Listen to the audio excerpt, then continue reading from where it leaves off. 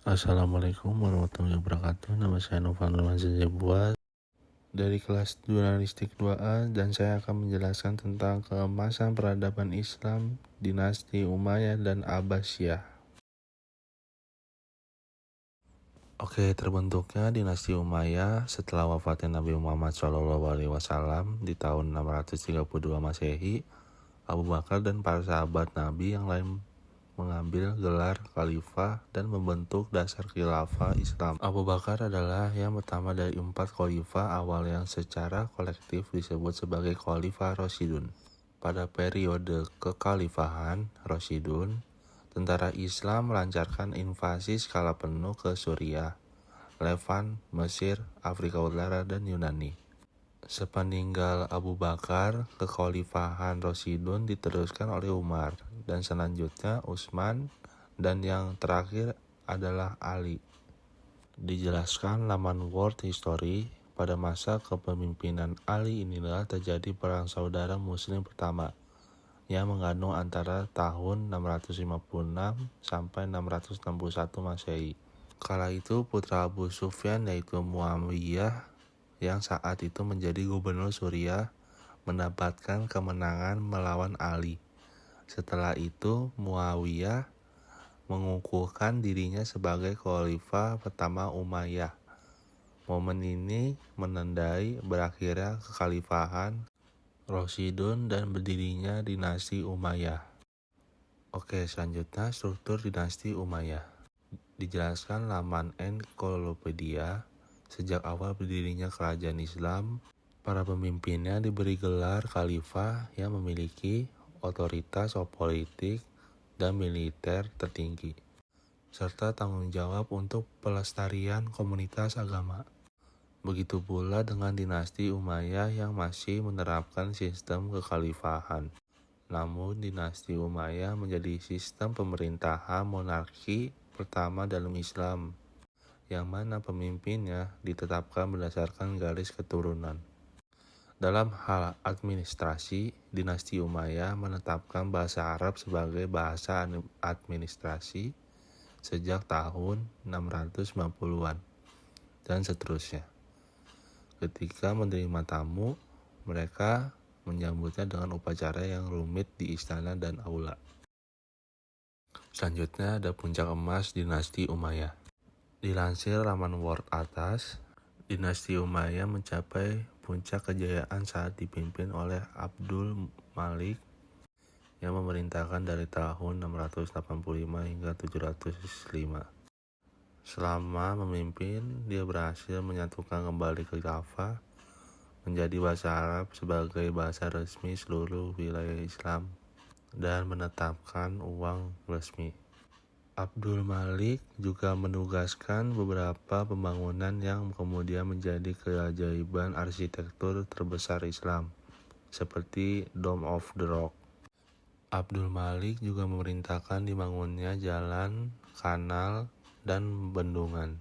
Stabilitas pemerintah Abdul Malik memungkinkan perdagangan berkembang dan memungkinkan orang untuk bergerak bebas di seluruh wilayah Islam. Wilayah kekuasaan juga dengan cepat meluas ke barat hingga Spanyol dan timur hingga India, memungkinkan Islam dan bahasa Arab menyebar ke wilayah yang luas.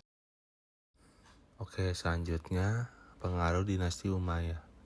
Meskipun usianya tergolong singkat, tetapi dinasti Umayyah telah memberikan banyak pengaruh, utamanya dalam penyebaran bahasa Arab.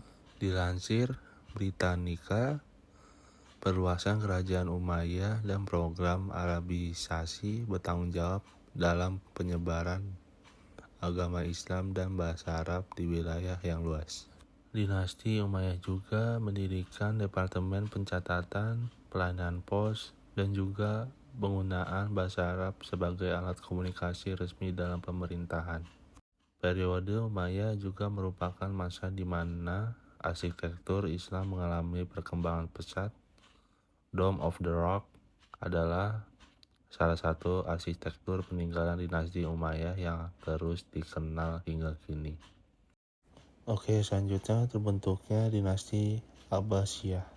Keturunan paman Nabi Muhammad, pendiri dinasti Abbasiyah adalah Abu Abbas As-Saffah yang lahir di Suriah pada tahun 721 dengan nama Abdullah bin Muhammad bin Ali bin Abdullah bin Abbas bin Abdul Muthalib bin Hashim.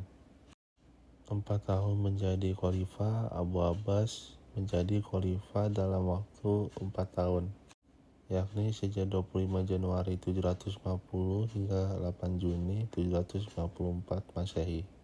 Meskipun Abu Abbas As-Saffah cukup kejam terhadap keturunan dinasti Umayyah, ia berhasil membangun dasar pemerintah yang steril dan kondusif bagi kekhalifahan Abbasiyah.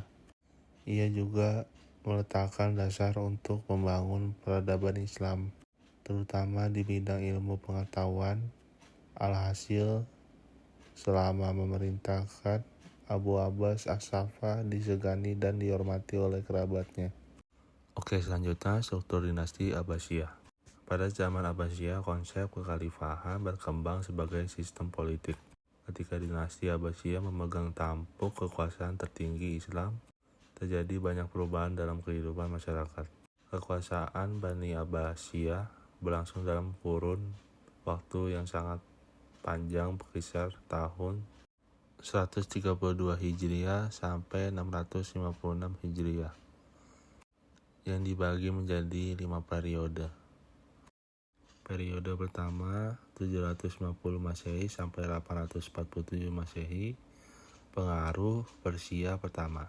Yang kedua 847 Masehi sampai 945 Masehi, yaitu pengaruh Turki pertama.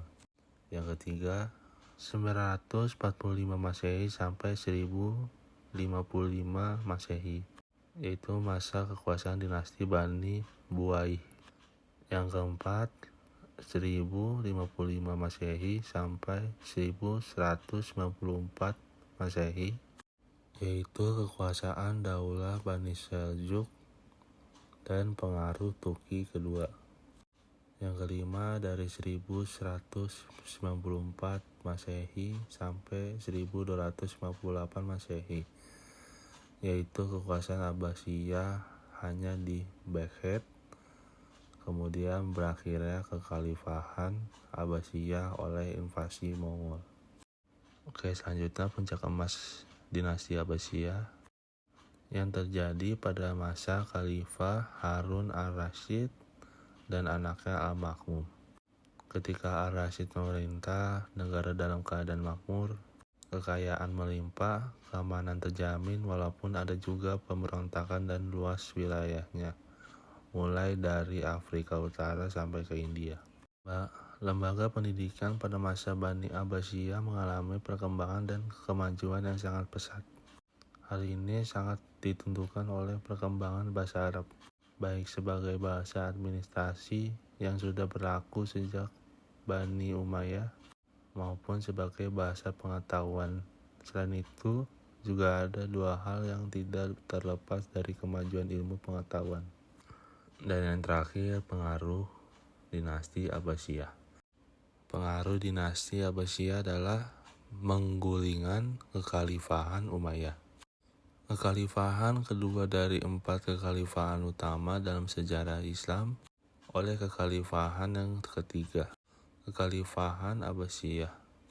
Kekhalifahan Umayyah adalah kekhalifahan yang menggantikan kekhalifahan Rasyidin 3 dekade setelah wafatnya Nabi Muhammad SAW.